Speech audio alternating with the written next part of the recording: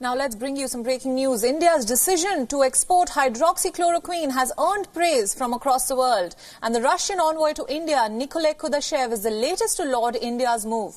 The ambassador called New Delhi's decision to export HCQ tablets Nobel and praised India's response to the pandemic. He said that India's efforts have successfully reduced the rate of infection in the country. In an exclusive conversation with WION, the ambassador said that the Russian government was providing full support to Indian nationals stranded in Russia.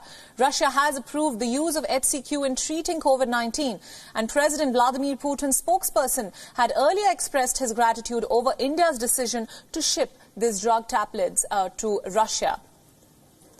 We are now being joined by our principal diplomatic correspondent, Siddhant Sibal, on more details. So, Siddhant, tell us, it seems that several countries are now thanking India for sharing this drug, which seems to be a game changer in the fight against COVID-19. Russia is the recent one. Tell us more about this development.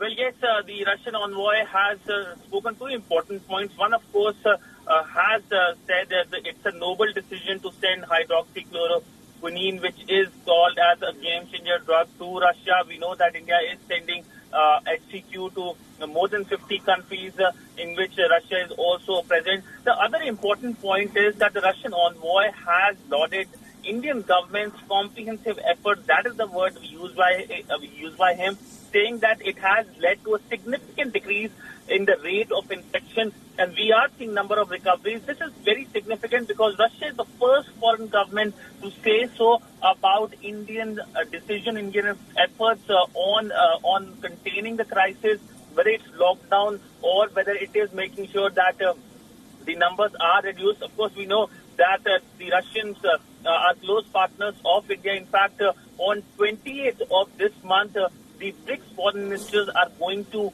meet through video conference to discuss the COVID challenge. Also, I can tell you one thing, that yesterday evening, the Indian foreign minister has spoken to his Russian counterpart, the Russian foreign minister Sergei Lavrov, and discussed many issues, including the upcoming BRICS meeting. Right. Last month, we know that the Indian Prime Minister and the Russian President had spoken about the crisis. So, by and large, it also showcases the growing positive trajectory between the relationship between Moscow and New Delhi. Right, right. Now, another important point to note in this conversation is that the Indian nationals stranded in Russia, what about them? Has there been any development about getting them back home? Because, of course, there's a travel ban.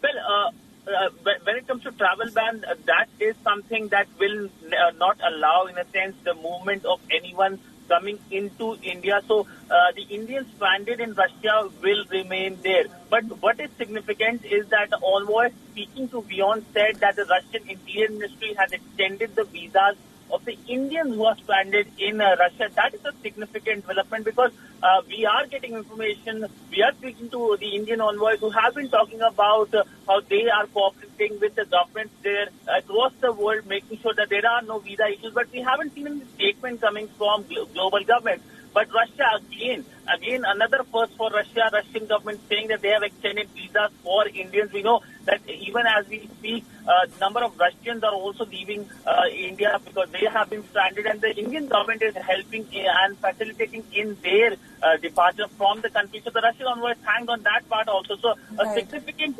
development which has happened, and of course a significant statement coming from Moscow. Right. Now, you know, Russia is not the only country to thank India. Japan's Prime Minister Shinzo Abe has also lauded India for leading the efforts in the South Asian region. Now, while all this is very comforting, now today India has recorded its biggest single-day jump in terms of cases. So how do these situations compare with the situation on ground? Do we have a handle on the situation? Well, we know yesterday there was a briefing in which the main focus was what has happened in past 1 month when it comes to lockdown that was put in place. And by and large, we have seen the rate of recovery is increasing. Of course, the number of cases are also increasing in the country, and of course, number of deaths are also increasing. But this is something that has been seen across the world. By and large, the Indian government is banking on lockdown as a measure so that this can be contained. And of course, it is also balancing between lockdown and, of course, the economic impact.